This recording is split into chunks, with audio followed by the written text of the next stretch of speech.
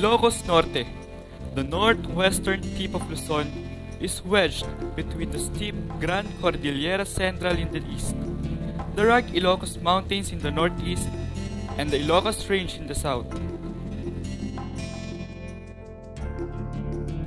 The centuries-old churches and homes which dot every town of Ilocos Norte are testimonies to the colonial past. They form part of the nucleus of the Plaza town planning instituted by the Spanish colonizers. With a coastline that stretches to 90 stitch-wet miles, Ilocos Norte is blessed with rich marine life, shells, turtles, seaweeds, and a variety of fishes. Because of the rich culture and breathtaking sceneries of Ilocos Norte, it became one of the country's top tourist destinations in the northern part. Among Ilocos Norte's pride were the Poway Church, the largest and one of the oldest church in the Ilocos region.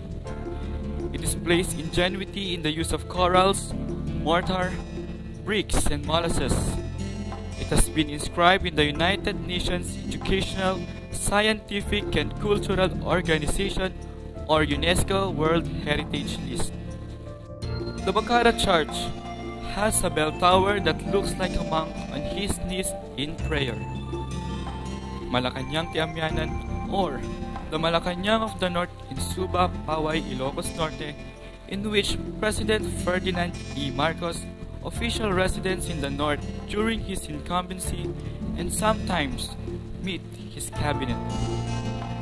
The Lawag Sinking Bell Tower, once the tallest in the archipelago, has slowly sunk to the ground at a rate of 1 inch each year. The Pagudpod White Beach at the farthest end of Ilocos Norte towards the Lawag Alacapan Road is reputed to have the longest continuous white sand, with mighty waves and strong winds that can compare to Hawaii. Fort Ilocandia Hotel and Resort, which was situated on the midst of flashing sandhills in coastal Calayab. And the best of all, the highlight of Burgos, Ilocos Norte, the famous and renowned Cape Bojeador Lighthouse. They call it Faro Cabo Cape Bojeador, as it's set majestically on the top of a hill named Villa de Nagparitan, overlooking the South China Sea. Located approximately 35 kilometers north of the city of Lawag, it was the most accessible of all lighthouses in the north of the island of Luzon. More than that, it was the tallest lighthouse in the Philippines and in the Southeast Asia, reaching a height of 176.3 meters above sea level, which is the combined 160 meters height of the hill and the 16.3 meters height of the light tower. It was the most western of the lights in the northern coast of the island, and in the approach of vessels from the China coast in the northwest.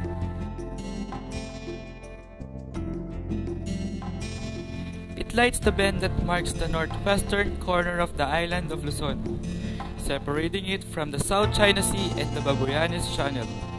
Similarly, it also assists ships heading towards the port of Salomangue in Ilocos Sur, which is 87 kilometers south from the lighthouse, and Curimao, which is 60 kilometers away from Ilocos Norte.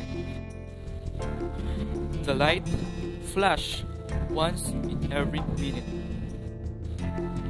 Completed on the 30th of March 1892, the design and construction of this lighthouse was initially undertaken by the engineer Magin Pers in Pers, but was subsequently reconfigured and finished by the engineer Guillermo Brockman.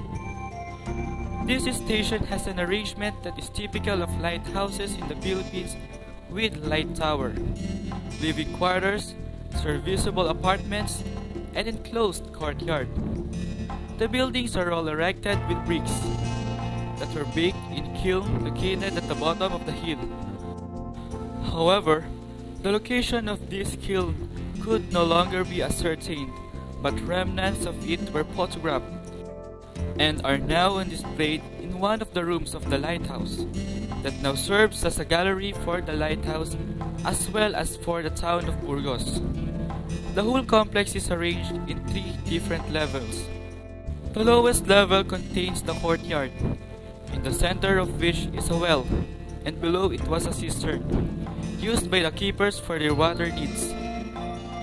The main gate of this lighthouse is located in the southern and western flank of the courtyard. A flight of stairs in a T formation directs the visitor to the pavilion. The whole lighthouse complex is accessed from the main road by a zigzag road. A steep flight of steps lead to the lighthouse from a cul-de-sac which marks the end of the access road. The second level, which is approximately 3 meters above the courtyard, contains the main pavilion. Through proper restoration of some of its architectural detailing, such as cappies and lowered window panes, decorative iron grills, plastering and gutter works that need immediate attention, it is in relative good condition. It contains 5 apartments, 4 quarters, each provided with separated living area and a bedroom, and 1 washroom overlooking the cave. A connecting hallway adjoins all the rooms except the washroom, which is accessible only through the veranda overlooking the courtyard.